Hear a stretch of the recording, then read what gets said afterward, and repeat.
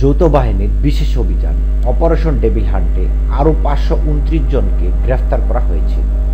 এ নিয়ে 8 ফেব্রুয়ারি রাত থেকে আজ সোমবার বিকেল পর্যন্ত 10 দিনে সারা দেশে এই অভিযানে মোট 5319 জনকে গ্রেফতার করা হলো।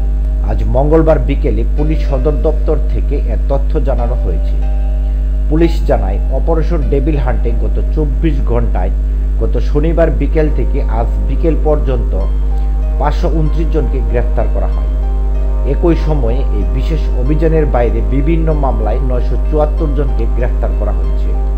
এছাড়া গত 24 ঘন্টার অভিযানে উদ্ধার করা হয়েছে একটি পিস্তল, দেশে তৈরি শুটার গান একটি, পিস্তলের গুলির খোসা একটি, লাল রঙের সীসার তাজা কার্তুজ একটি, কার্তুজের খোসা দুটি, চাপাতি একটি, রামদা দুটি, সেনি একটি, দা দুটি, ছুরা 4টি, ধারালো চাকু একটি, ধামা দুটি, স্টিলের তৈরি বাটন একটি, প্লাস একটি এবং খেলনা পিস্তল একটি।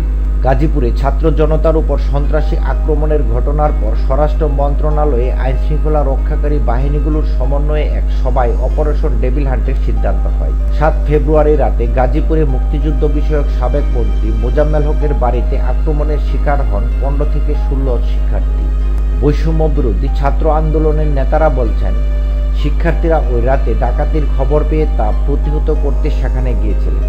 তখন তাদের উপর আক্রমণ করা হয়। এ ঘটনায় আহত একজন চিকিৎসাধীন অবস্থায় মারা গেছেন।